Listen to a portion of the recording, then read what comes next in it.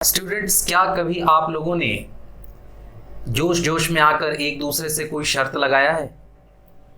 ऐसी शर्त जो ऑलमोस्ट इम्पॉसिबल हो, लेकिन फिर भी आन बान और शान के चलते उस शर्त को आपने लगा लिया और लगाने के बाद आपको पता चला कि बहुत बड़ी बेवकूफ़ी थी, लेकिन अपनी इज्जत बचाने के लिए जो शर्त का डिमांड था वो पूरा करने के पीछे अपनी जान गंवाने तक की नौबत आ गई।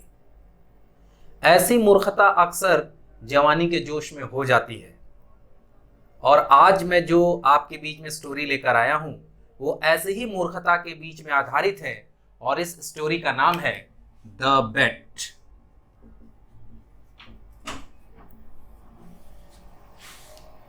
तो चलिए आज देखते हैं द बेट की कहानी और इसके पात्रों के बारे में। क्या कहानी है, किसके बारे में है?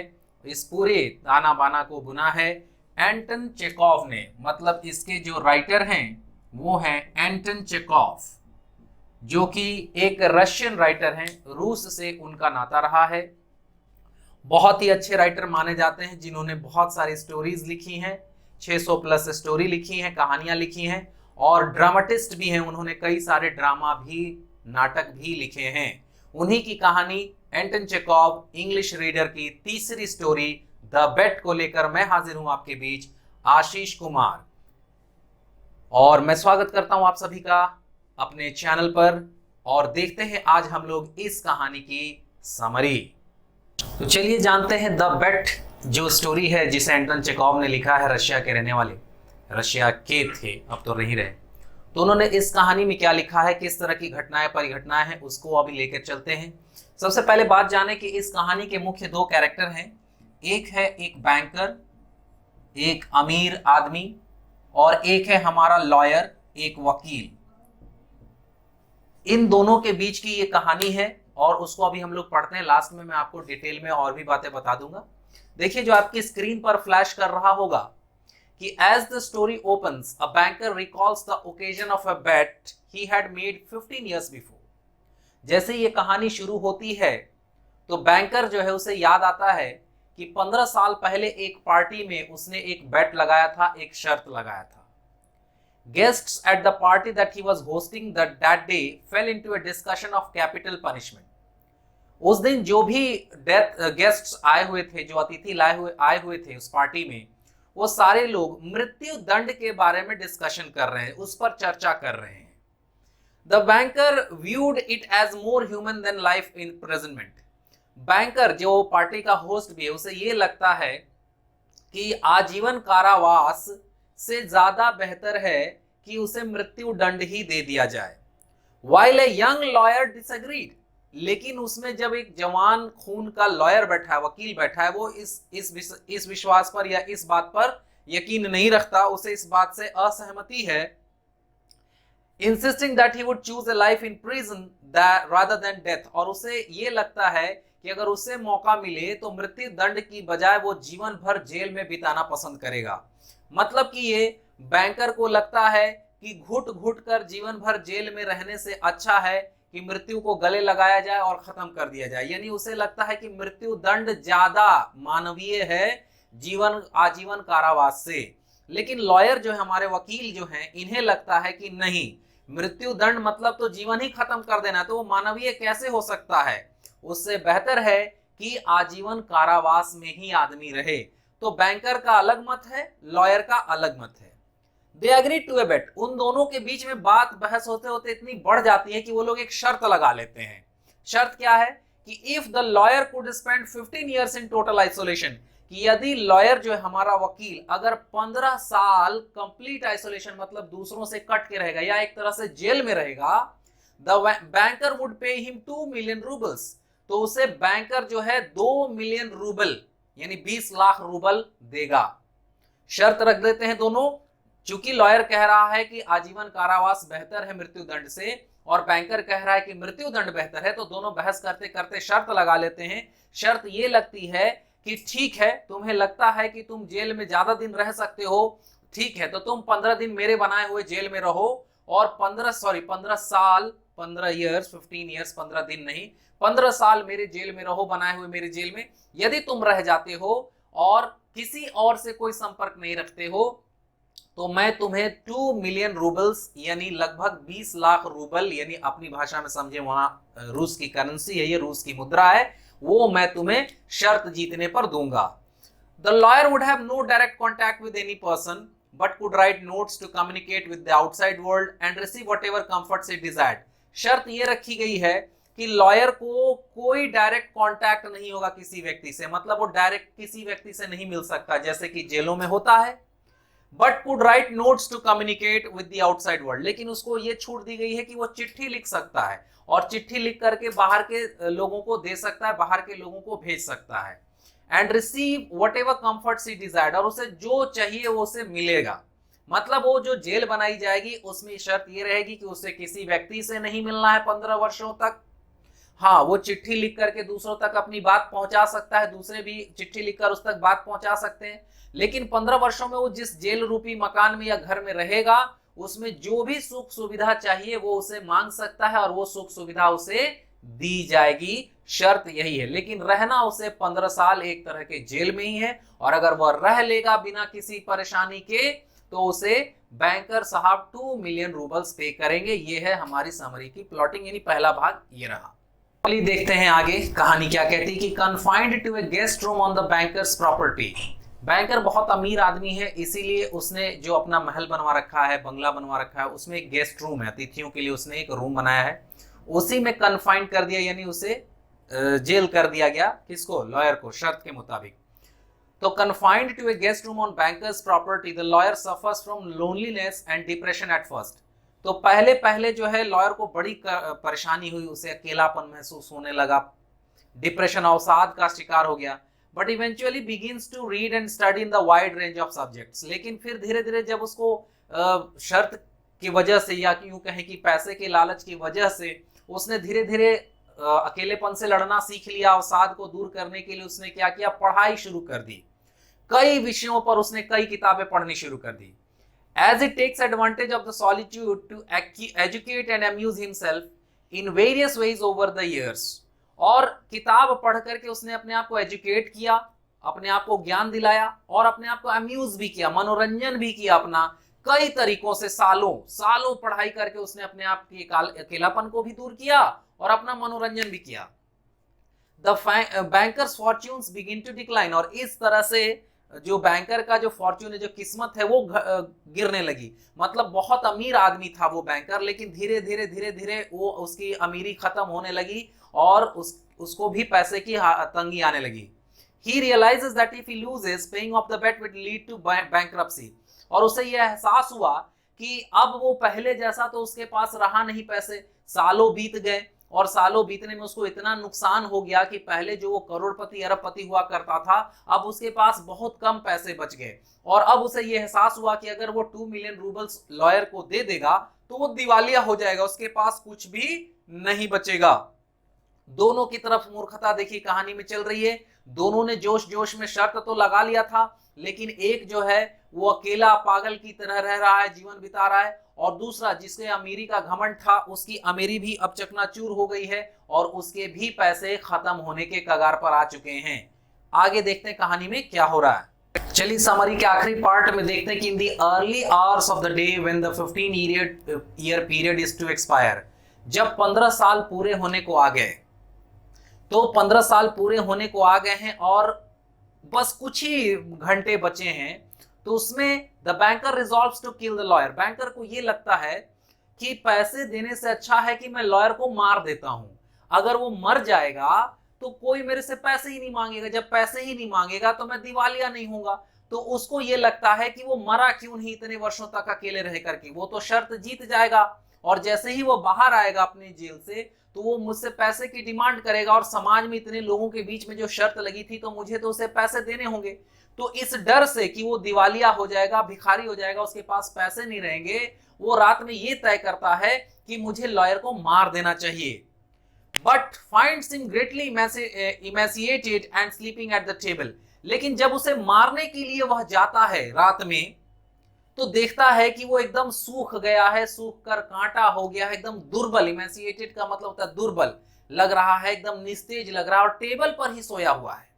A note written by the letter reveals, वो स्पेलिंग मिस्टेक हो गई है, लेटर लिखा हुआ है, लेटर होगा।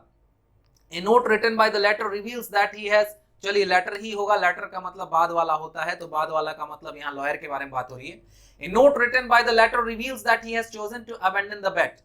लेकिन जब वो उसे मारने जाता है तो देखता है कि वह तो सोया हुआ है और उसके सामने एक नोट कागज पे कुछ लिखा हुआ पड़ा हुआ है, जो शायद लॉयर ने कुछ ही देर पहले लिखा है।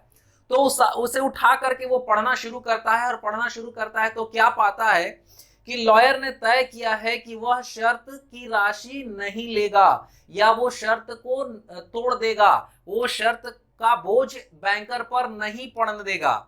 Having learned that material goods are fleeting and that divine salvation is worth more than money, ऐसा वो क्यों सोच रहा है? वो इसलिए कि उसने जो 15 वर्षों में किताबें पढ़ी, उससे उसको इतना ज्ञान प्राप्त हुआ कि उसे एहसास हो गया कि पैसा कौड़ी ये सब मोह माया है, ये सब उपभोग की वस्तुएं हैं, और ये सब तुच्छ है मुक्ति के आगे। अगर इंसान मुक्ति को प्राप्त कर ले, स्वर्ग की प्राप्ति कर ले, तो उससे बढ़कर इस धरती पर कुछ है ही नहीं। ये सोच करके उसने ये तय किया है कि उसे $2 बिलियन रूबल्स नहीं चाहिए, और अपने वो बैंकर मित्र को इस विडंबना से मुक्ति दिला देगा, और वो शर्त को बीच में ही तोड़ देगा। Shocked and moved after reading the note, the banker kisses the lawyer on the head and returns to the bed. ये पढ़ करके बैंकर को अपने ऊपर बहुत ग्लानि होती है कि बताओ, मैं जिसे मारने आया हूं, जिस पैसे की बचाने की खातिर, जिस पैसे के लालच में मैं इसे मारने आया हूं, वो मेरे साथ इस तरह करना चाहता है, वो मुझे पैसे छोड़ देना चाहता है। बहुत उसके नोट को पढ़कर वो भाव विह्वल हो जाता है, और उसके माथे को चूम करके वो वापस अपने बिस्तर पर आ जाता है। When the banker wakes up later that morning, और जब बैंकर सुबह में उठता है, a watchman reports that the lawyer has climbed out of the window, तो उसको आकर के उसका चौकीदार बताता है कि वकील जो है, जो लॉयर है, वो विंडो से कूद करके भाग गया, मतलब खिड़की से भाग गया, and fled the property, forfeiting the bet। इस प्रकार शर्त रद्द हो गई, क्योंकि वो तो भाग गया, उसने शर्त को पूरा 15 साल पूरा नहीं किया। To prevent the spread of rumors, the banker locks the note in his safe, और किसी तरह की अफवाह से बचने के लिए, र्यूमर, REMOUR, र्यूमर का मतलब होता है अफवाह, किसी तरह से अफवाह से बचने के लिए बैंकर क्या करता है कि उस नोट को एक लॉकर में बंद कर देता है। तो आइए अब कहानी को हिंदी में एक साथ फिर से सुने। एक पार्टी का माहौल सेट है, जिसे एक शहर के चर्चित बैंकर, मतलब बैंक कारोबारी कह सकते हैं, उसने दिया है। उस पार्टी में कई सारे लोग आए हैं, और चर्चा होते होते चर्चा इस बात पर होने लग जाती है कि क्या ज्यादा अच्छा है, मृत्यु दंड का सजा या आजीवन कारावास की सजा। सारे लोग अपना अपना मत रखना शुरू करते हैं, लेकिन दो यंग लोग, एक हमारा बैंकर और एक हमारा लॉयर, ये दोनों आपस में भिड़ जाते हैं, और बैंकर को ये लगता है कि मृत्यु दंड ज्यादा अच्छा है जीवन भर घुट घुट के मरने से। लेकिन लॉयर कहता है कि नहीं, जीवन भर घुट घुट कर जी लेना ज्यादा अच्छा है, एक बार में मृत्यु को गले लगाना ज्यादा बुरा है। बैंकर कहता है ये संभव नहीं है, अगर तुम्हें 15 दिन 5 दिन भी जेल में रख दिया जाए तो भी तुम्हारे लिए मुसीबत हो जाएगी, और तुम तो 15 वर्षों की बात कर रहे हो। तो ये कहता है कि मैं रह जाऊंगा 15 वर्षों तक। तो कहता है अच्छा, अगर तुम जेल में 15 वर्षों तक रह गए, जो मैं जेल बनाऊंगा, और उस तरह की चीज को तुम कर दोगे, तो मैं तुम्हें 2 मिलियन रूबल्स दूंगा। ये दोनों जोश जोश में शर्त लगा लेते हैं, और शर्त में ये कहा जाता है कि हमारे लॉयर साहब को रहना पड़ेगा बैंकर साहब की ही प्रॉपर्टी में। वो अपना एक तरह का जेल बनाएंगे, उसमें लॉयर साहब को अकेले रहना पड़ेगा, और 15 वर्षों तक किसी व्यक्ति से, किसी बाहरी व्यक्ति से मिलना उनको अलाउड नहीं रहेगा। वो केवल चिट्ठी पत्री लिख सकते हैं, लेकिन जो भी वो चाहेंगे उस 15 वर्ष के दौरान अपने कमरे में, वो सब उनको मिलेगा। वो कभी म्यूजिक सुनते हैं, म्यूजिक के लिए जो चीज मंगाते हैं वो मिलती है उनको। फिर वो किताब मंगवाना शुरू करते हैं पढ़ने के लिए, क्योंकि शुरू में तो उनको ठीक लग रहा है, लेकिन एक आध 2-4 दिन बाद उनको चिढ़ होने लगती है, खुजली होने लगती है, क्योंकि वो अकेले हैं, परेशान होने लगते हैं, उनके मन में तरह तरह की भावनाएं आती हैं। इसलिए वो पहले म्यूजिक सीखते हैं, म्यूजिक सीखने के बाद किताब पढ़ना शुरू करते हैं, और इतनी किताबें मंगवाने लगते हैं पढ़ने के लिए कि कई बार बैंकर साहब भी परेशान हो जाते हैं कि इतना सारा किताब ये पढ़ कैसे रहे। धीरे धीरे धीरे धीरे धीरे धीरे किताब पढ़ते पढ़ते उनको इतना ज्ञान हो जाता है, इतनी उनके पास नॉलेज हो जाता है, उनको ज्ञान की प्राप्ति होती है कि वो बहुत आगे बढ़ जाते हैं अपने जीवन में। लेकिन अब 15 साल बीतने को आ गए हैं, धीरे धीरे पीरियड खत्म हुआ 15 साल का, लेकिन लॉयर साहब हिले नहीं। ना तो वो प्रॉपर्टी छोड़कर भागे, ना अपने कमरे से बाहर निकले, बिल्कुल जेल वाला चीज को फॉलो किया। तो जैसे जैसे 15 साल में लॉयर साहब का वक्त बदला किताब पढ़ते पढ़ते, वैसे ही बैंकर साहब का भी वक्त बदला, पैसा गंवाते गंवाते गंवाते गंवाते अब ये काफी गरीब टाइप के हो गए हैं। इनका अरबों रुपयों का जो कारोबार था वो खत्म होने के कगार पर है। और अब इन्हें ये डर सताने लगता है कि अगर ये 2 मिलियन रूबल्स मैं उसे दे दूंगा तो फिर मैं दिवालिया हो जाऊंगा, मेरे पास तो कुछ बचेगा ही नहीं, इज्जत भी चली जाएगी, पैसा भी चला जाएगा, मैं तो सड़क पर आ जाऊंगा, भिखारी बन जाऊंगा। तो उसे लगता है कि ये मर क्यों नहीं गया, अगर इन 15 वर्षों में अकेले रह रहे करके ये अवसाद से मर जाता तो मुझे मुक्ति मिल जाती, मेरे पैसे भी बच जाते, मैं शर्त भी जीत जाता। तो उसे लगता है कि मरा नहीं है तो मुझे इसे मार देना चाहिए, क्योंकि अगर मैं इसे मार दूंगा तो फिर मेरे से पैसे लेने वाला ही कोई नहीं बचेगा। ऐसे ख्याल उनको आते हैं। तो ठीक 15 साल पूरे होने की आखिरी रात को, यानी सुबह उसका शर्त पूरा हो रहा है, तो रात में जो हमारे बैंकर साहब हैं ये डिसाइड करते हैं कि मैं लॉयर के कमरे में चुपके से जाऊंगा और उसे मार दूंगा। रात भी बड़ी डरावनी है, क्योंकि क्वेश्चन आ सकता है आपको कि व्हाट नाइट वाज दैट, वो नाइट कैसी थी। बाहर बारिश चल रही है, तेज हवा चल रही है, और जब बैंकर साहब बाहर निकलते हैं तो देखते हैं कि वॉचमैन भी गायब है। मतलब वो कहीं जाकर के बेचारा सोया हुआ होगा, बारिश में कौन रहेगा। तो बड़े आराम से वो चले जाते हैं, ताला खोलते हैं जब उस कमरे का, तो दरवाजा भी चे चे चे चे बज रहा है, इसलिए कि वो 15 वर्षों से दरवाजा बंद है। फिर भी जब जाते हैं तो देखते हैं अंदर से कोई हलचल नहीं हो रही है, और ये जो हमारा लॉयर है एकदम सूख के कांटा हो गया है, बिल्कुल दुबला पतला, एकदम लग रहा है कि लाश बन गया है, निस्तेज हो गया है। और जब ये उसके पास जाते हैं, उसे छुरा मारने का सोचते हैं, उसके पहले ये सोचते हैं कि जरा देखें कि ये लिखा पढ़ा क्या है। तो वो उठा करके एक नोट पढ़ना शुरू करते हैं। उसमें उसने लिखा है कि ये जो सांसारिक मोह माया है, रुपया पैसा, ये तो नश्वर है, इसको लेकर के मैं क्या करूंगा, मुझे तो अमूल ज्ञान की प्राप्ति हो गई है, अनमोल ज्ञान की प्राप्ति हो गई है कि ईश्वर से भेंट हो जाना, मोक्ष को प्राप्त कर जाना ही एकमात्र सच्चाई है इस दुनिया में।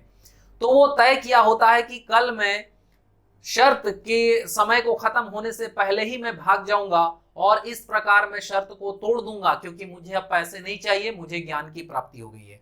जब ये बात बैंकर साहब पढ़ते हैं तो उनकी आंखों में आंसू आ जाते हैं कि बताओ, मैं जिसे मारने आया हूं वो तो खुद ही मेरा भला सोच रहा है।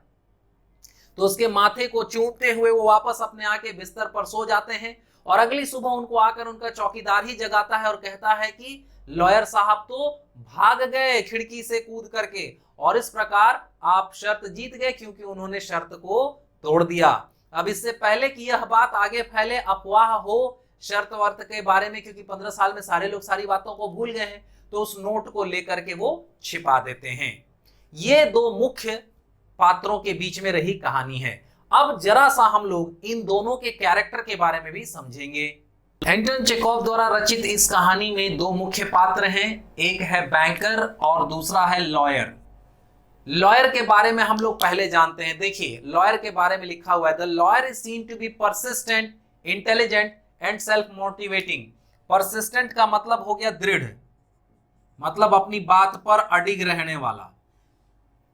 तो लॉयर के कैरेक्टर से ये पता चलता है कि वो परसिस्टेंट है, इंटेलिजेंट भी है, तेज भी, और सेल्फ मोटिवेटिंग, खुद से अपने आप को ऊर्जावान करने वाला, प्रोत्साहित करने वाला व्यक्ति भी है। He does not break down in 15 years of imprisonment. break down का मतलब होता है टूटना, मतलब वो 15 साल के कारावास के बाद भी टूटा नहीं, मतलब हिम्मत नहीं हारा। हिम्मत हारना भी कह सकते हैं, हिम्मत हारना भी होता है ब्रेक डाउन का मतलब 15 साल के इम्प्रिजनमेंट में, कारावास में वह टूटा नहीं, एज द बैंकर फोरटोल्ड, जैसा कि बैंकर ने कहा था। He is intelligent by the virtue of reading so many books. बहुत सारी किताबें पढ़ने के वजह से, by virtue of का मतलब होता है कि वजह से, बहुत सारी किताबों की पढ़ने की वजह से वो इंटेलिजेंट बन गया है। Which reflects in his eagerness to associate with other men rather than claiming the final prize. और उस किताब के से प्राप्त नॉलेज से उसे ये लगना शुरू हो जाता है कि फाइनल प्राइज जीतने से अच्छा है कि मैं इंसानों की सेवा करूं, इंसानों के बीच में चला जाऊं। He starts as a young impatient person. शुरुआत में तो वो अधीर, impatient का मतलब होता है अधीर, मतलब जिसमें धैर्य ना हो। तो शुरू में तो वह एक जवान अधीर व्यक्ति है जिसमें धीरज नहीं है, जैसा कि शुरू में टीनेज में होता है। आप लोग अभी 10th के स्टूडेंट हैं, आप लोगों में भी ये होता होगा, बातों बातों पे झगड़ा लड़ाई हो जाता होगा। तो वैसे हमारा शुरू में लॉयर भी था, ready to spend 15 years of his life for 2 million, जो 15 वर्ष सिर्फ 20 लाख रुपयों के लिए, ये कहें कि 2 million रूबल्स के लिए 15 साल जेल में रहने को तैयार है। इतना शुरू में उसके अंदर जोश था। His character of being a person with no interest in materialistic luxury is reflected when he renounces the 2 million and settles with just having proved his point. लेकिन उसका कैरेक्टर ये दिखलाता है कि उसे कोई इंटरेस्ट नहीं है मटेरियलिस्टिक लग्जरी में, यानी भौतिक सुखों में। मटेरियलिस्टिक लग्जरी का मतलब, एक मिनट मिटा करके आपको बताता हूं। मटेरियलिस्टिक लग्जरी का मतलब होता है भौतिक सुख। भौतिक सुख मतलब सांसारिक मोह माया। मटेरियलिस्टिक लग्जरी का मतलब होता है भौतिक सुख, मतलब घर, गाड़ी, बंगला, पैसा, ये सब कहलाता है भौतिक सुख। उसे पढ़ करके ज्ञान की प्राप्ति होकर के ये लगता है कि ये मटेरियलिस्टिक लग्जरी तो कुछ है ही नहीं, और वो रिनाउंस कर देता है, यानी त्याग देता है। रिनाउंस का मतलब होता है त्यागना, छोड़ना।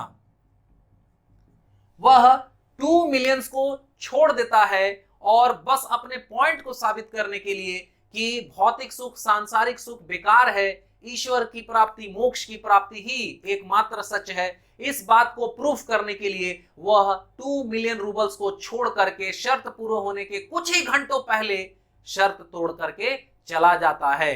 तो उसके कैरेक्टर में दिखाया गया है कि जवानी से लेकर के अच्छे अधेड़ एज तक आने पर क्या लगता है। मान लीजिए कि वो 20-21 साल का नौजवान है, अब 15 साल उसके 25 साल का नौजवान है, सॉरी, वो 25 साल का नौजवान है और अब उसको 40 साल होने को आ गए। तो इन 15 सालों में उसका दिमाग बदल गया, शांत चित्त हो गया। पढ़ते पढ़ते उसको इतनी ज्ञान की प्राप्ति हो गई कि उसे समझ में आ गया कि जो वो किया या जो करता आया वह एक बेवकूफी है। तो ये ट्रांसफॉर्मेशन दिखाया है एंटोन चेखोव साहब ने उसके कैरेक्टर से कि किस प्रकार टीनेज में जो युवा होते हैं, जो युवा वर्ग के लोग होते हैं, वो बहुत कुछ हासिल करना चाहते हैं बहुत जल्दी। उसके लिए वो कोई भी कीमत देने को तैयार होते हैं, कैसा भी रिस्क उठाने को तैयार होते हैं। लेकिन धीरे धीरे जैसे ही समय बीतता है उनमें परिपक्वता आती है, मैच्योरिटी आती है, सांसारिक बंधनों में बंधते हैं, उन्हें ज्ञान की प्राप्ति होनी शुरू होती है। तब धीरे धीरे वही युवा जो गलत कार्य को भी करने में नहीं हिचकते, धीरे धीरे शांत हो जाते हैं और फिर उसके बाद अच्छी राह पकड़ते हैं, ईश्वर की राह पकड़ते हैं और सांसारिक मोह माया का कई बार त्याग भी कर देते हैं। तो ये पूरा ट्रांसफॉर्मेशन एंटोन चेखोव साहब ने लॉयर के कैरेक्टर से हमें दिखाया है। अब बात करते हैं बैंकर के कैरेक्टर की। चलिए बात करते हैं बैंकर के कैरेक्टर की कि एंटोन चेखोव साहब ने उसका कैसा कैरेक्टर दिया है। तो देखिए, the banker likes to be in position of authority. Banker को हमेशा पावर में रहना पसंद है and likes to wield power over others, और अपने पावर को दूसरे पर इस्तेमाल करना। विल्ड मतलब होता है पावर का इस्तेमाल करना, यानी चलाना। अपना नहीं होता चलती चलाना, चलाना किसी पर अपना हुकूमत चलाना, ये विल्ड का मतलब होता है। विल्ड पावर्स ओवर अदर्स, और उसे बड़ा अच्छा लगता है अपना शख्सियत को दूसरे पर थोपने में, मतलब हुक्म चलाने में। Specially those who happen to disagree with him, और खास करके उन लोगों पर जो उससे असहमत होते हैं। मतलब बैंकर भी जवानी के जोश का मारा हुआ है, उसे भी घमंड है अपनी शक्ति का, अपनी ताकत का, अपने पैसों का। The character changes drastically from the beginning of the story when he seems to be very free-handed as easily bets to pay 2 million. शुरू में यह दिखाया जाता है कि वो बिल्कुल आसानी से 2 मिलियन पे करने को तैयार है एक शर्त के लिए, 2 मिलियन। एंड लेटर, और बाद में, his lack of wealth drives him to dishonesty and plan for murder. लेकिन बाद में जो होता है उसका जो धन का कमी होता है, लैक का मतलब होता है कमी, जो उसे वेल्थ की कमी हो जाती है, धन की कमी हो जाती है, तो वो मर्डर करने के लिए भी प्लान बनाने लगता है और बेईमानी पर उतर आता है। देखिए उसका कैरेक्टर कैसे दिखाया गया है कि शुरू में वह कुछ भी लगाने को, दांव लगाने को तैयार है शर्त जीतने को, लेकिन बाद में जब उसे एहसास होता है कि वो तो बहुत बेतुका शर्त लगा लिया है, उसके पास तो वो शर्त को पूरा करने के लिए कुछ बचा ही नहीं है, तो उसके लिए घटिया तरीका यानी मर्डर करने तक के बारे में वो सोच रहा है। शुरुआत कैसे हो रही है और अंत कहां आ गई है, देखिए कैरेक्टर में उसका चेंज कैसे हो रहा है। This also signifies the weak character of the banker. Signify का मतलब होता है इशारा करना, यह दिखला रहा है कि उसका चरित्र कितना ही कमजोर है। He is very attached to the materialistic luxuries, और वो भौतिक सुखों को लेकर कितना अटैच है उन सब चीजों से, उसको कितना भौतिक सुख चाहिए। And values human life less than his luxuries, और उसे मानव जीवन का कोई खास महत्व नहीं है। अगर उसे मानव जीवन का महत्व होता तो 2 मिलियन रूबल के लिए उसकी हत्या करने के बारे में नहीं सोचता। As he plans on killing on the lawyer, क्योंकि वह लॉयर को मारने का प्लान कर रहा है। He plans on killing the lawyer for money and nothing but money changes his mind. वो उसे मारने के लिए कोशिश करता है, लॉयर को मारने जाता है, क्यों? पैसे बचाने के लिए। और जब ये देखता है कि पैसे बच गए, लॉयर तो खुद ही पैसे नहीं लेना चाहता है, तो इसी से उसका दिमाग बदल जाता है, मूड बदल जाता है, और वो लॉयर का मारने का ख्याल निकाल करके वापस आके सो जाता है। तो ये उन लोगों के बारे में बैंकर के माध्यम से चेकॉव साहब ने ये दिखाया कि ये उन लोगों के बारे में है जो जीवन भर पैसे के पीछे भागते हैं, जीवन भर भौतिक सुखों के पीछे भागते हैं, घर, गाड़ी, मकान, बंगला, धन दौलत, ऐशो आराम के पीछे भागते हैं, और वह हमेशा इस चक्कर में अपने मोरल को डाउन करते चले जाते हैं। दूसरों पर अपना हुकूमत जमाने के लिए, प्रभुता समाज में दिखाने के लिए ये चीजों को तो करते चले जाते हैं, लेकिन उनका अंत तक पैसों से मुंह नहीं छूटता है, और वह सांसारिक मोह माया के बंधन में हमेशा फंसे रहते हैं। लेकिन ऐसा ही शुरुआत लॉयर भी करता है, लेकिन वो धीरे धीरे किताब पढ़ करके, ज्ञान को प्राप्त करके सांसारिक मोह माया से परे हो जाता है, और अंततः जाकर के ईश्वर की शरण में जाने लायक वो काम करता है। तो समाज में मौजूद स्थिति परिस्थिति के बारे में ही एंटोन चेखव साहब ने एक बड़ा ही खूबसूरत ताना बाना बुना है, और खास करके जवानी में किए जाने वाले, जोश में किए जाने वाले गलती के ऊपर ही प्रस्तुत है ये कहानी द बेट। आई होप कि आप लोगों को ये कहानी पूरे अच्छे से समझ में आ गई होगी कि ये जो शर्त की कहानी एंटोन चेखव साहब ने लिखी है, किस किस्म से उन्होंने आपके हमारे जीवन को ही सामने रख दिया है कि हम लोग कौन सी मूर्खता करते हैं, और कई बार उस मूर्खता को छिपाने के चक्कर में और भारी मूर्खता करने पर उतारू हो जाते हैं। कई बार हमें अपनी मूर्खता का एहसास होता है और हम अपना लाइन, रास्ता चेंज कर देते हैं। इसी कहानी को हमारे सामने में प्रस्तुत किया है रशियन राइटर एंटोन चेखव ने। मुझे उम्मीद है कि मैं आपको कहानी समझा पाने में सफल रहा हूं। If you have understood the story, अगर आपने कहानी समझ ली है तो मैं कहूंगा कि आप प्रयास करें कुछ क्वेश्चन आंसर्स इस पे बनाने का। जैसे मान लीजिए प्रश्न आ सकता है कि एंटोन चेखव का जन्म कब हुआ था, तो आपके बुक में शुरुआत में लिखा हुआ है, देख लें। कहाँ हुआ था वो भी देख लें। जब शर्त पूरा होने को आया तो लॉयर का क्या उम्र रहा होगा, तो मैंने अभी बातों बातों में बोला कि 25 साल था जब उन्होंने शर्त लगाया, तो जब शर्त पूरा होने आया 15 साल बीत गया तो 40 साल हो गए। तो इस तरह से अगर आपको कहानी समझ में आ गई है तो मुझे उम्मीद है कि आपको इससे जो भी क्वेश्चन आंसर्स कराए जाएंगे आपको समझ में आ जाएगा। मिलते हैं अपने नेक्स्ट क्लास में, नेक्स्ट वीडियो में, इसी चैप्टर के क्वेश्चन आंसर्स के साथ। तब तक दीजिए मुझे इजाजत। और अगर आपको आ रही है हमारी क्लास में, मजा आ रहा है समझ में आपको चीजें, अगर चीजें अच्छे से समझ में आ रही है तो आप हमारे चैनल को लाइक करें, शेयर करें, अपने दोस्तों मित्रों को भी बताएं, क्योंकि बिल्कुल आसानी से इंग्लिश को हमने एक्सप्लेन करने की कोशिश की है। और इस जो भी आपका पूरा का पूरा सिलेबस है, हर चीज को मैं यहाँ पर बेहतर से बेहतरीन ढंग से समझाऊंगा, ताकि इंग्लिश आपके लिए दूर की कौड़ी ना हो। इसी उम्मीद के साथ मैं लेता हूं आपसे इजाजत। मिलते हैं नेक्स्ट क्लास में। Thanks for watching and have a great day guys.